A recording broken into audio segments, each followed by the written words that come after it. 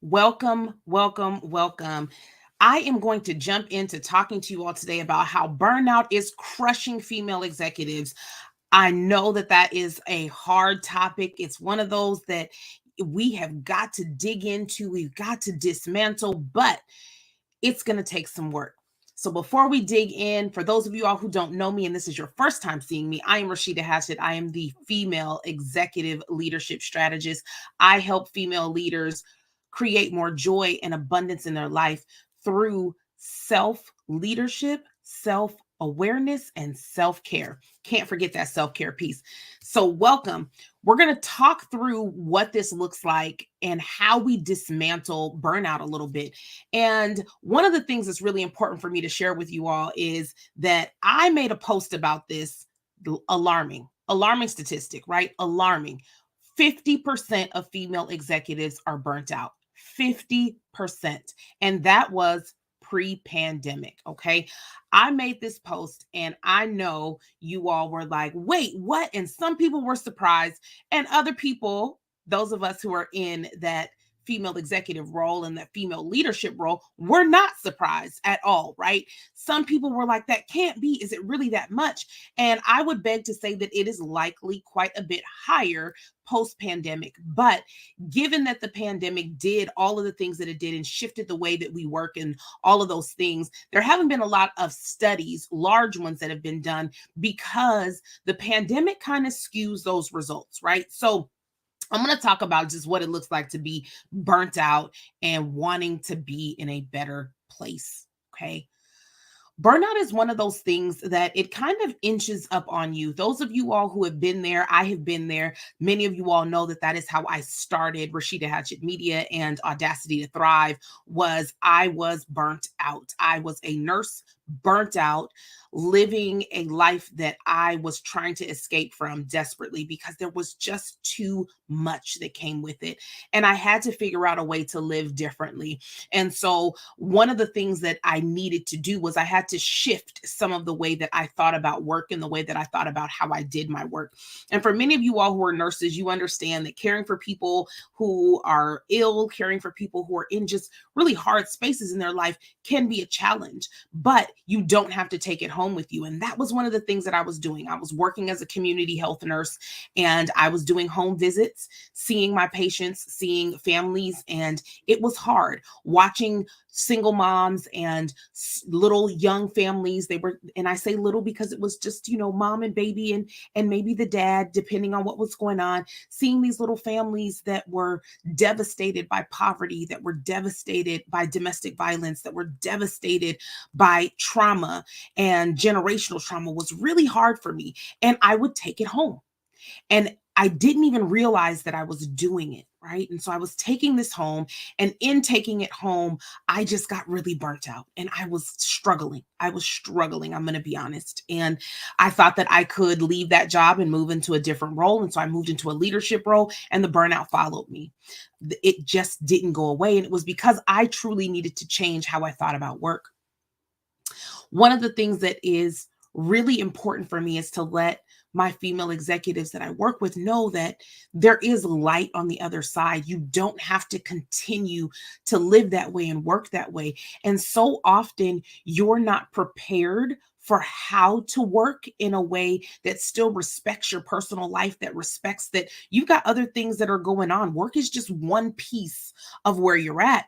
And part of that is because historically, I think a lot of women have used their job as a part of their identity, not doing it purposefully, but it has become a part of who they are. And as a nurse, I speak to this because when people ask me what I do, I say I'm a nurse and I'm an entrepreneur.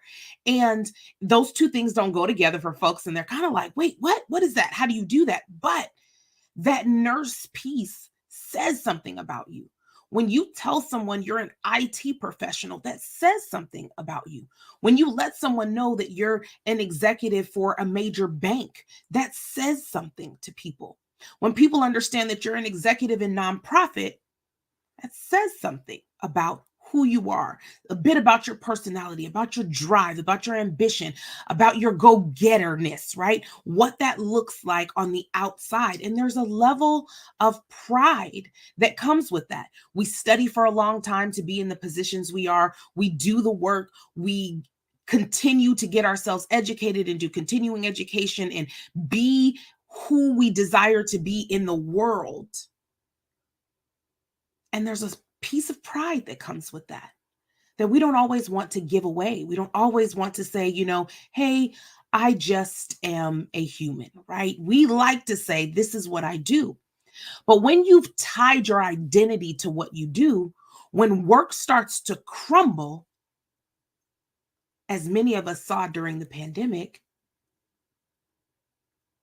our identity takes a hit. The way we think about ourselves, the way we think about success, the way we think about accomplishment takes a hit. During the pandemic, no one was satisfied with their job, right? No one was like, yes, I'm totally satisfied. My job is amazing. People were like, this sucks. It's weird. I've never had to work like this before. Working from home is kind of cool, but there are other pieces that are interesting that I don't like, right? So that satisfaction was hard because we weren't getting it in the same way. Our roles were changing. It was this ever-changing environment that we were in. Every day it was like, buckle up. We don't know what's going to be the next thing to change and how we're going to do things and whether or not something is going to be available to us, how we're going to have to communicate with our customers. All of those things were in an uproar. And many of the women who I've talked to and who I've coached with said, you know what? I realized that I had placed so much stock in what I did that when what I did I wasn't able to do it in the same way, I found myself lost, really not knowing where to go and how to do it. And as the pandemic kept going, and it wasn't this short-lived thing that we hoped, I realized more and more just how tied my identity was to what I do. I had poured so much into it, I forgot about who I was, what I like, what I desire to do outside of work. Now, if you've been following me for a little while, you know that one of the things that I love to do is I love to talk about the silver lining. There's always a silver lining. And the pandemic really did give us some silver lining. Being able to sit and kind of be quiet with yourself for a period of time, to be able to just check in with you and say, hey, how am I living my life? What is it that I really want to do? Now that I have this free time, what am I going to do with it? How am I going to show up?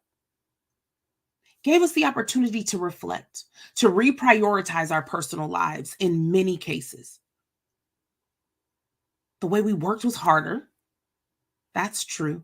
But we were able to reprioritize, spending more time with family, spending more time with ourselves, getting to know us on a deeper level.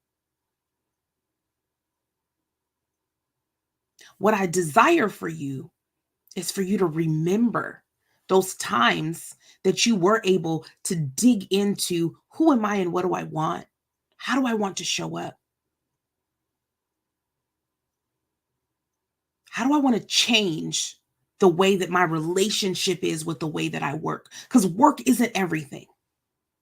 There's something else that I'm destined to do. There's something else that is pulling at me, that is calling me, that I desire to do. And I want to be able to give that my time and attention.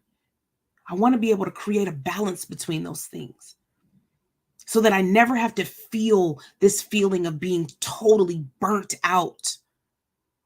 I've got something else to look forward to. I have something else to give my attention to. I've got this thing that I've been wanting to do that just brings me so much joy and peace, and it's fun. It allows me to be me, to authentically show up as who I am. That thing If you're a woman who put that thing away because life got back to life, we went back into the office, we're getting back to some semblance of normalcy, I encourage you to pull it back out of the box. The way in which you work, your relationship with work, is one of the biggest predictors of whether or not you are going to suffer from burnout. It's not the job. Otherwise, it would just be a bunch of people in this one sector that were burnt out, right? It's not the job. No, it's not the industry. That's not the problem. It isn't the industry. Healthcare is really hard. It always has been. That's not new, right? It's not the industry. Certainly, there are toxic work environments. That is true. There are work environments that are toxic, and you need to get rid of the work environment when it's that way. That's true. But more of why we suffer from burnout is about our internal relationship with work. It's about placing too much stock in who we are in our jobs, in our careers, in climbing the ladder. It's time to set yourself free from that so that you can move into your purpose. You can move into that thing that's calling you. Many of you all have made hundreds and hundreds of thousands of dollars for your employers. And you're looking, going, you know what? I could teach somebody else how to do this. You're ready to consult. You're ready to write the book. You're ready to do that thing that's inside of you that's like, yes, I could do this. Do it. Before I let you all go, I want to invite you to the Audacious Woman Retreat info call. We are having an info call about the Audacious Woman Retreat. And if you've been following me, you know that that's all I have been talking about is this retreat. It is going to be dynamic and transformational. I cannot wait for you all to see everything that I have in store for you. So you got to register for the info call. We are having it June 16th at 6:30 p.m. Eastern Standard Time. Be there or be square. I am excited to show you all the details that I have and uncover all of the special things that I have for the women who are going to join me. It is an exclusive luxury retreat. There are only 8 seats. That is it. I can't take any more of you, though I wish I could. So jump on the call. To register, go to my website, rashidahatchettmedia.com/audacious woman retreat info call. All right. Head over there, get on the list. You want to be in the room. Until next time, be audacious.